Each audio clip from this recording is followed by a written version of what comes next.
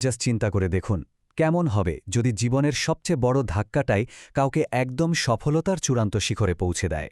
আজ থেকে প্রায় ১২০ বছর আগের কথা বলছি। এক টকবগে যুবক তার জীবনের জমানো শেষ সম্বল দিয়ে একটা রেস্তোরাঁ খুলেছিলেন। চোখে ছিল বিশাল সব স্বপ্ন, কিন্তু জানেন তো, নিয়তির খেলা বড়ই অদ্ভুত। রেস্তোরাঁ উদ্বোধনের ঠিক আগের দিন রাতে তার নিজের ব্যবসায়িক পার্টনার পুরো টাকাটা নিয়ে হাওয়া হয়ে যায়। বিশ্বাস আর স্বপ্নের এমন নির্মম মৃত্যু, সত্যি বলতে খুব কম মানুষের ভাগ্যেই এমনটা জোটে। মানে এক ধাক্কায় সবকিছু শেষ। এই ভয়ঙ্কর বিশ্বাসঘাতকতার পর সেই যুবকের কাছে আক্ষরিক অর্থেই আর একটা কানাকড়িও অবশিষ্ট ছিল না। সবকিছু স্রেফ ধূলিসাৎ হয়ে গিয়েছিল। তিনি চাইলে কিন্তু খুব সহজেই এই বিশ্বাসঘাতকতার কাছে হার মানতে পারতেন। সব স্বপ্ন ধুয়ে মুছে নিজের ভাগ্যকে দোষ দিয়ে সেখানেই জীবনের গল্পটায় ফুলস্টপ টেনে দেওয়াটা ছিল সবচেয়ে সহজ কাজ। এত বড় একটা ধোঁকা খাওয়ার পর যে কারো পক্ষেই চিরতরে ভেঙে পড়াটাই কিন্তু একদম স্বাভাবিক, তাই না? তো এখন স্বভাবতই একটা বিশাল প্রশ্ন আমাদের সামনে এসে দাঁড়ায়। কে ছিলেন এই যুবক, আর কিভাবে এই চরম হতাশার মুহূর্তটাই তাকে ইতিহাসের অন্যতম সফল একজন ব্যক্তিতে পরিণত করল? যে মানুষটার পকেটে একটা পয়সাও ছিল না, তিনি কিভাবে নিজের ভাগ্যকে সম্পূর্ণ নতুন করে লিখলেন? এই রহস্যের জট খোলাটাই কিন্তু আমাদের আজকের এই বিশেষ আয়োজনের মূল লক্ষ্য।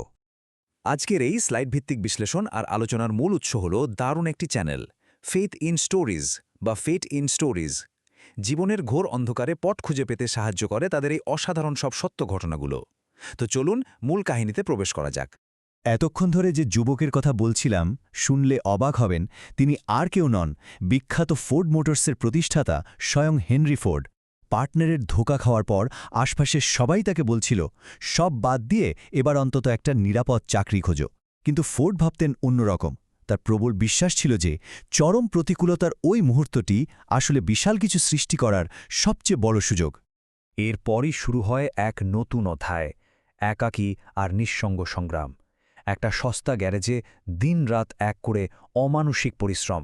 কখনো কখনো তো একেবারে অনাহারেই দিন কেটেছে। কিন্তু জানেন, কোনো বাধাই সাধারণ মানুষের জন্য একটা সাশ্রয়ী গাড়ি তৈরির যে পাগলাটে জেদ, সেটা থেকে তাকে এক চুলো সরাতে পারেনি। চলুন এই সময়রেখা বা টাইম লাইনটা একটু খেয়াল করি। একদম চরম বিশ্বাসঘাতকতা থেকে শুরু, তারপর গ্যারেজের সেই নিঃসঙ্গ দিনগুলো পেরিয়ে এই যাত্রা কিভাবে একটা অনন্য মাইলফলকে পৌঁছায়, সেটা জাস্ট অবিশ্বাস্য। এক সময়কার কপর্দক শূন্য সেই যুবক ১৯০৮ সালে একেবারে শূন্য থেকে অটোমোবাইল ইন্ডাস্ট্রির একদম শীর্ষস্থানে নিজের জায়গা করে নেন। আর সেই নিরলস সাধনার চূড়ান্ত ফলাফল কি ছিল জানেন? মডেল টি বিপ্লব। যারা একদিন তাকে দেউলিয়া বলে উপহাস করেছিল, নিজের অবিচল বিশ্বাসের মাধ্যমে ফোর্ড তাদের সবার ভবিষ্যৎবাণীকে একদম ভুল প্রমাণ করে ছেড়েছিলেন। এটাই তো আসল ঘুরে দাঁড়ানো। ১৯০৮ এটা শুধুমাত্র একটা সংখ্যা বা স্রেফ একটা বছর নয়।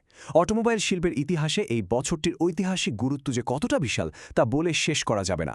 এই বছরেই মডেলটি গাড়িটি প্রথমবারের মতো বাজারে আসে, আর সাথে সাথে পুরো শিল্পের রীতিমতো একটা যুগান্তকারী বিপ্লব ঘটে যায়। জাস্ট এই একটা বছর আর একটা অসাধারণ সৃষ্টি সেই প্রতারিত আর সর্বশান্ত যুবককে বিশ্বের অন্যতম ধনী আর প্রভাবশালী ব্যক্তিতে রূপান্তরিত করে ফেলে।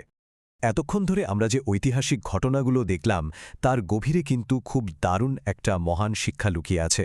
প্রতিকূলতাকে জয় করার সেই অসাধারণ দর্শনের দিকেই এবার আমরা একটু নজর দেব। হেনরি ফোর্ড তার নিজের জীবনের ওই তেতো অভিজ্ঞতাগুলো থেকেই এই বিখ্যাত উক্তিটি করেছিলেন।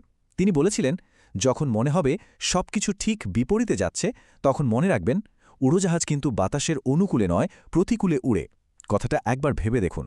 অর্থাৎ জীবনের কঠিন ঝড়গুলো মানুষকে ধ্বংস করতে নয়, বরং আরও উপরের দিকে ওঠার একটা প্রচণ্ড শক্তি দিতেই আসে। প্রতিকূলতা আমাদের ভেঙে ফেলার বদলে আরও অনেক বেশি শক্তিশালী করে তোলে। এটি এই পুরো যাত্রার মূল কথা। আর আমাদের আজকের উৎস ফেথ ইন স্টোরিজ এর মূল আহ্বানও কিন্তু এটাই। যদি এই ঘুরে দাঁড়ানোর গল্পটি সামান্যতম অনুপ্রেরণাও দিয়ে থাকে, তবে তাদের এই অসাধারণ কন্টেন্টগুলোতে একটা লাইক দিন এবং এমন জীবন বদলানো আরও গল্প পেতে অবশ্যই চ্যানেলটি সাবস্ক্রাইব করুন। সবশেষে একটা কথা বলে আজকের আয়োজন শেষ করব। জীবনের অপ্রত্যাশিত ঝড়ো বাতাসগুলো হয়তো আমাদের পিছনের দিকে ঠেলে দেওয়ার জন্য নয়, বরং আরও উঁচুতে ওড়ার জন্যই আসে। আমরা কি সেই বাতাসকে কাজে লাগাতে প্রস্তুত?